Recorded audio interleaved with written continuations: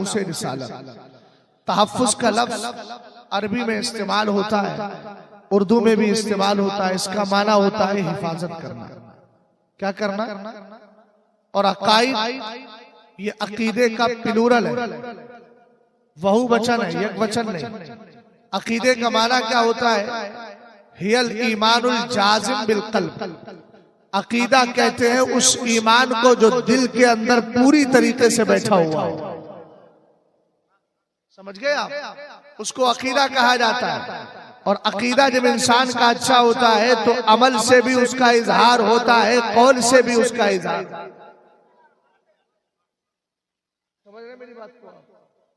मैं भी आपको चेक करना चाह रहा हूं कि आप सफर कितनी आसानी से तय करेंगे। मेहनत भी वहां की जाए कि जहां लोग मेहनत करवाना चाहे और खुद भी मेहनत करें। पता चले आप खामोशी के साथ बैठे रहें और मैं अपने पसीने पे पसीना बहाता रहूं। हालांकि ये काम ऐसा है जिसके लिए पसीना नहीं, अगर जान भी चली जाए तो उसकी भी कोई हैसियत नहीं है। मुफ्ती आजम ने इसीलिए कहा था ये एक जान क्या है। यार मजा नहीं आ रहा है, बिल्कुल ऐसे ढीले डाले बैठे हुए। मोहब्बत से बोलिए यार, बिल्कुल दीवानगी के साथ बोलिए। सरकारे मुफ्ती आजम ने कहा ये एक जान क्या है, अगर हो करोड़ों तेरे नाम पर सबको वारा।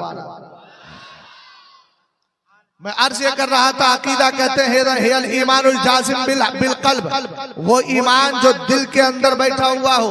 और ईमान भी मजबूत होना चाहिए, ईमान बिल्कुल कंप्लीट होना चाहिए, उसको अकीदा कहा जाता है। आगे बढ़िएगा, मामूल जिस पर अमल किया जाए। अब इधर आए तहफ़्फ़ुज़ नामूस रिसालत। तहफ़्फ़ुज़ का माना हिफाजत करना, नामूस का माना इज्जत, रिसालत का माना पैगंबरी।